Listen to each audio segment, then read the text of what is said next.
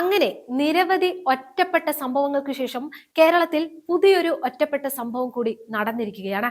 എന്നാൽ പതിവ് പോലെ തന്നെ ഇത്തവണയും ഈ ഒറ്റപ്പെട്ട സംഭവം ഉണ്ടായിരിക്കുന്നത് ആരോഗ്യ വകുപ്പിൽ തന്നെയാണ്. വയറ്റിൽ കത്രിക മറന്നു വെച്ച ഒറ്റപ്പെട്ട സംഭവത്തിന് ശേഷം ഇത്തവണ നെഞ്ചിൽ ട്യൂബ് കുടുങ്ങിയ സംഭവമാണ് റിപ്പോർട്ട് ചെയ്തിരിക്കുന്നത്. തിരുവനന്തപുരം ജനറൽ ആശുപത്രിയിലാണ് ചികിത്സാ പിഴവിനെ തുടർന്ന് യുവതിയുടെ നെഞ്ചിൽ ട്യൂബ് കുടുങ്ങിയത്. കാട്ടാക്കട മലയൻകീഴ് സ്വദേശി സുമയ്യയാണ് ആശുപത്രി പിഴവ് മൂലം ദുരിതം അനുഭവിക്കുന്നത്. 2023 മാർച്ച് 22-നാണ് തിരുവനന്തപുരം ജനറൽ ആശുപത്രിയിൽ സുമയ്യ ചികിത്സ തേടിയെത്തിയത്. റോയ് ഗ്രന്ഥി എടുത്തു കളയുന്ന ശസ്ത്രക്രിയ അന്ന് ഡോക്ടർ രാജീവ് കുമാറിന്റെ നേതൃത്വത്തിൽ നടത്തിയിരുന്നു. ശസ്ത്രക്രിയയ്ക്ക് ശേഷം ഞരമ്പ് കിട്ടാതെ വന്നപ്പോൾ രക്തവും മരുന്നുകളും നൽകാനായി സെൻട്രൽ ലൈൻ ഇട്ടിരിക്കുന്നുവെന്നും ഇതിന്റെ ഗൈഡ് വയറാണ് നെഞ്ചിൽ കുടുങ്ങിക്കിടക്കുന്നതെന്നും പരാതിയിൽ പറയുന്നു. ശസ്ത്രക്രിയയ്ക്ക് ശേഷം ഇത് തിരികെ എടുക്കാത്തതാണ് യുവതിയെ ദുരിതത്തിലാക്കിയത്. തുടർന്ന് ശ്രീചിത്തിര ആശുപത്രിയിലടക്കം സുമയ്യയ്ക്ക് ചികിത്സ തേടേണ്ടി വന്നു. എന്നാൽ ശസ്ത്രക്രിയ നടത്തി ട്യൂബ് പുറത്തെടുക്കാനാകില്ലെന്നാണ് വിദഗ്ധ ഡോക്ടർമാർ അറിയിച്ചത്. ഗുരുതര പിഴവ് ഉണ്ടായതിൽ നീതി വേണമെന്നും വിദഗ്ധ ചികിത്സ നൽകണമെന്നുമാണ് സുമയ്യയുടെ ആവശ്യം. സംഭവത്തിൽ ഇതുവരെ ആശുപത്രി അധികൃതരുടെയോ ശസ്ത്രക്രിയ നടത്തിയ ഡോക്ടറുടെയോ വിശദീകരണങ്ങൾ ലഭിച്ചിട്ടില്ല. എന്നാൽ പതിവ് പോലെ തന്നെ ഇതും ഒരു ഒറ്റപ്പെട്ട സംഭവമാക്കി മാറ്റാനുള്ള ശ്രമമാണ് ഇപ്പോൾ സർക്കാർ നടത്തുന്നത്. സംഭവം പുറത്തറിഞ്ഞതിന് പിന്നാലെ പതിവ് പോലെ തന്നെ DMO വിശദീകരണം തേടിയിട്ടുണ്ട്. ഇത്തരത്തിലുള്ള ചികിത്സാ പിഴവ് മൂലം കടുത്ത വേദനയാണ് സുമയ്യ അനുഭവിച്ചത്. എന്നാൽ ഇതിനു മുൻപ് ചികിത്സാ പിഴവിനെ തുടർന്ന് നീതി തേടി തെരുവിലലഞ്ഞ ഹർഷിനയെയും നമ്മൾ മറന്നിട്ടില്ല. 2017 നവംബർ 30-നാണ് കോഴിക്കോട് മെഡിക്കൽ കോളേജിൽ നടന്ന പ്രസവ ശസ്ത്രക്രിയക്കിടെ അടിവാരം സ്വദേശി ഹർഷിനയുടെ വയറ്റിൽ കത്രിക കുടുങ്ങിയത്. ശസ്ത്രക്രിയക്കിടെ മറന്നുവെച്ച കത്രിക മൂത്രസഞ്ചിയിൽ തറഞ്ഞു നിൽക്കുകയായിരുന്നു. കടുത്ത വേദന മൂലം പല ആശുപത്രികളിലും ചികിത്സ തേടിയെങ്കിലും ഫലമുണ്ടായില്ല. പിന്നീട് സ്വകാര്യ ആശുപത്രിയിലെ CT സ്കാനിലാണ് മൂത്രസഞ്ചിയിൽ ശസ്ത്രക്രിയയ്ക്ക് ഉപയോഗിക്കുന്ന കത്രിക തറച്ചു നിൽക്കുന്നത് കണ്ടെത്തിയത്. തുടർന്ന് മെഡിക്കൽ കോളേജിൽ വെച്ച് വീണ്ടും ശസ്ത്രക്രിയ നടത്തി കത്രിക പുറത്തെടുക്കുകയായിരുന്നു. സംഭവം അന്വേഷിച്ച് റിപ്പോർട്ട് നൽകാൻ ആരോഗ്യമന്ത്രി വീണ ജോർജ് ഉത്തരവിട്ടിരുന്നു. എന്നാൽ അന്ന് ഈ വിഷയത്തിലുണ്ടായ ന്യായീകരണമാണ് കേരളത്തെ ഞെട്ടിച്ചത്.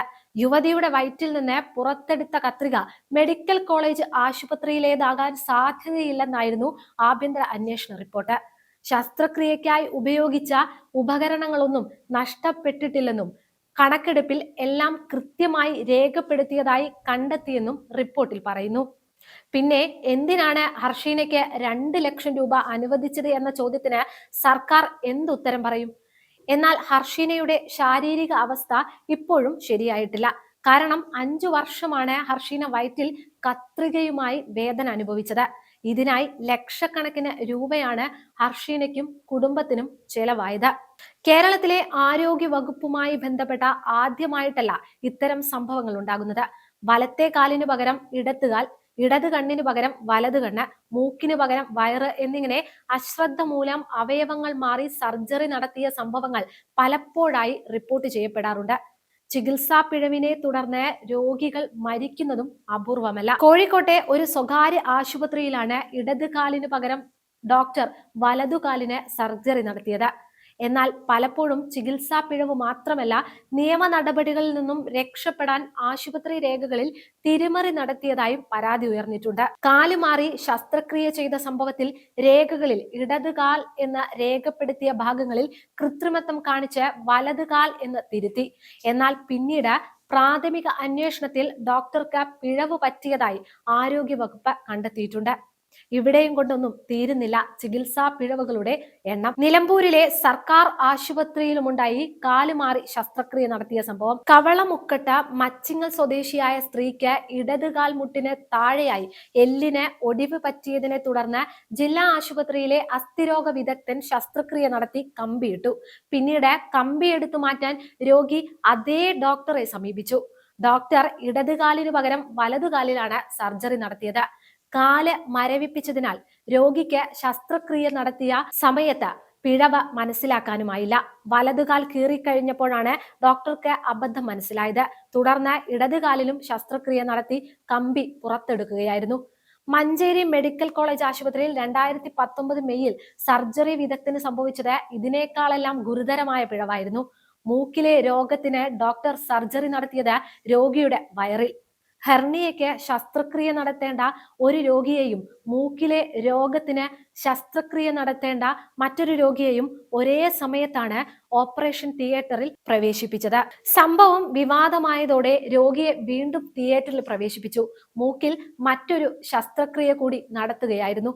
അത്യധികം ശ്രദ്ധയോടെയും ജാഗ്രതയോടെയും മനസ്സാന്നിധ്യത്തോടെയും നിർവഹിക്കേണ്ട സങ്കീർണ പ്രക്രിയയാണ് രോഗചികിത്സ.